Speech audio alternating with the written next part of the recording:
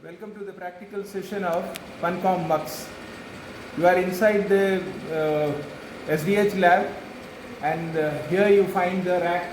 This is the rack available, and we have mounted the Funcom Mux here. This is the place where it is mounted. So I want to show you that in this rack, this is the available space is a 19-inch space here, and this is the complete, the height of this is 4U.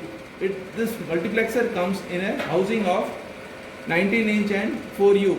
This is the space allocated for the Funcom Mux. Okay. Here, when we start with, we have to tell that what are all the cards available here. So you are able to see the cards horizontally. They are all the cards available. Here you find the rails, they are available.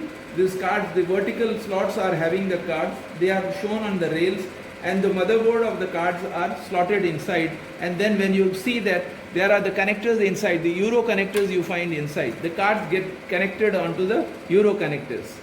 From there again the Euro connectors are connected onto the motherboard, and motherboard gives the interconnection between the cards. This is the physical hardware of the Funcom Mux. Now let us start telling that what are all the cards available.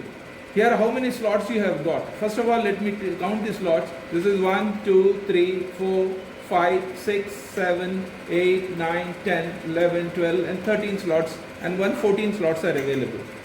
In the first slot we have put on the power supply unit, PSU. This is the power supply unit. The second is again the power supply unit. It is the redundant power supply unit made available for the multiplexer.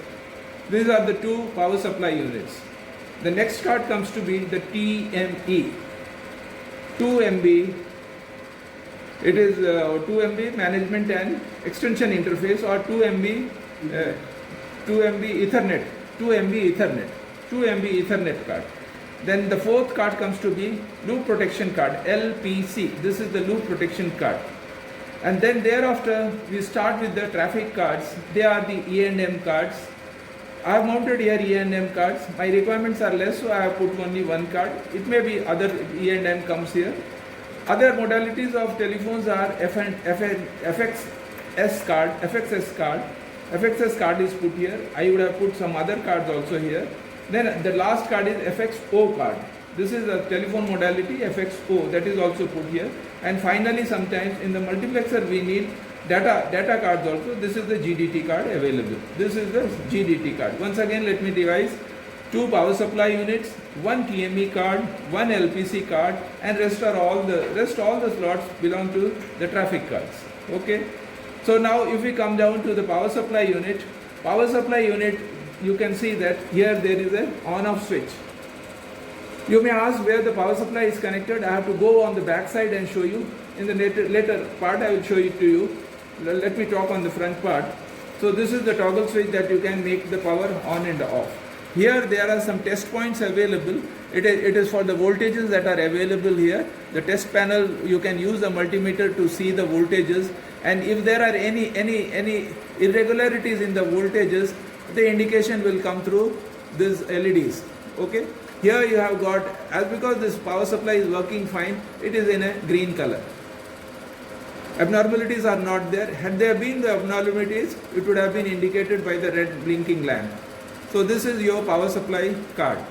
Now comes the second card. It is the TME. The second card is TME. TME is told to be the multiplexer, framer and the management interface card. It is one card that has got a big scope of doing. It is the complete manager of the multiplexer. It does everything. All parts are available. Everything is available in this one card only. It is a TME card. Here you may find that some indications are available. They are the alarms that are fetched out and displayed here. And this is the health indication card, LED of the TME card. And there are few interfaces that are available. Here you find this is the interface named as NMS. And here again you find NMT. Then again you find NMS. These are the interfaces that you can use while accessing. Most of the time when we access this Funcom Mux, we will be using this NMS card. It is the Ethernet interface, and Ethernet connection is put here. Had we gone through the serial interface, we would have used these serial interfaces. Most of the time we do interfacing the conversation with the multiplexer with Ethernets, so we most of the time use this Ethernet port only. Now comes the LPC card. You may ask what for this LPC card is. LPC card is for the loop protection. Managing a multiplexer without loop protection is a very difficult work. In that case, if we want to protect it in terms of the Ethernet, even we have to use a loop protection card. This is a loop protection card is available here. Loop protection card will give us the port protection as well as path protection facilities. We will talk in details about the card at the later part. Now here comes the E&M cards. Here the E&M card is put here. For our traffic generator, one E&M card has 4 subscriber connections. 4 subscriber connections you can put in here, and the indication of the 4 connections are made available here. The health of the E&M card is indicated through this green lamp. This is told about the E&M card. Now if we come down to the next modality, that is an FXS card. FXS is subscriber interface card. Subscriber interface card is having 4 subscribers on its own, and the indication of the subscriber are available on this test value, and the health of this card is again given through this green lamp. Here we have not populated the card. The next modality of the card module is FXO interface. It is similar to the FXS interface, but it is central office exchange. So the card is named to be FXO. It is the card that is put here. And finally we have put one more card, that is GDT card. It is for the data carrying purposes. It is 64 kbps data can be carried through this, and these cards are rarely used these days. We rarely use these GDT cards. Now you will ask what the connections are. I need to take you on the back panel. This is all about the front panel of the multiplexer. Now if I want to tell you, you must be understanding that multiplexer has 2 interfaces. One has the subscriber interface. Subscriber interface is put on the chrome on this part. This is the wired part where the chromes are coming. The subscribe, because on this end you will be finding some like 32 subscribers getting connected to the multiplexer. They have to get into the multiplexer through some physical connection. The physical connections are brought into the chromes here. From the chromes you can see these connectorized cables are there, and these cables will go on the back panel and get connected to the corresponding voice cards or the subscriber cards. The next part of the multiplexer is that the aggregated output of the multiplexer and the loop protection aggregations will also have to be sent to the higher end of STMs. So from here again we need few connections that go toward the STM. To have high-end terminations, we have used this type of cable. These are all the PCM cables that are available. They are screened PCM cables. And here again there is a chrome. All the PCMs available on this multiplexer are carried on to this chrome, and hereafter from this chrome they are again sent to the STM. So this is all the complete about the front panel of the Funcom Mux. Now I take you back onto the rear part of the Funcom Mux. So welcome to the rear part of the multiplexer Funcom Mux. So here we are able to see the back panel of the multiplexer. Here you are finding some green surfaces. This is the motherboard of the multiplexer, and you are able to find this white connectors available, and through the connectorized cable there are some connections are also made available. You must remind that the connections that were coming inside the chrome, now through the cable they are coming on towards the back panel of the multiplexer, and they are getting connected onto these connectors. And from the connectors they are getting connected to the motherboard through the card, and again through the motherboard again they are getting connected to the LPC card and the TME card. So here every one connection will hold four subscribers. 4 subscribers means it is 24 number of connections are required. This cable is a 25 pair cable, 25 core cable, and every connections are made through these.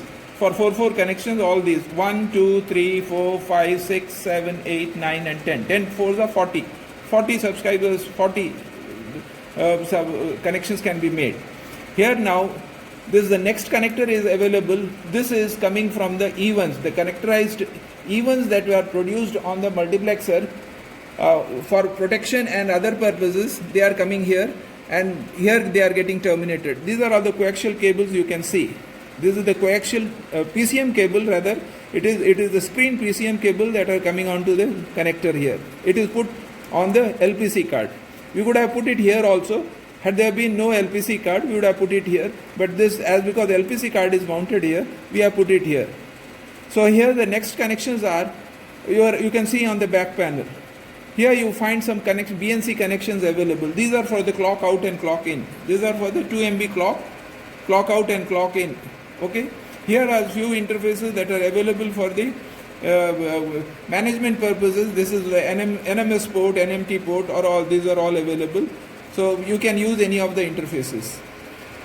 As because we are using on the front panel, you have to use on the back panel. Here again, there are 8-way dip switches available. You can use these dip switches for giving the identity code of the multiplexer. For NMS purposes, this identity code is required. So while installation, we have to select the code value from here and give a designated logical number to the multiplexer. So we can go it through this. Now comes the rear part of it. The part is, now we have to tell that how is my multiplexer powered. My multiplexer is powered, my power comes from the top. There is a power panel on the top. From the power panel, I draw this cable here and put it onto the connector, and I have put it onto the connection. These J1, J2, there are two parts are available. Anyway, they are all redundant. They are multiplexed here, and both the power supplies are sharing the connection through this connection only.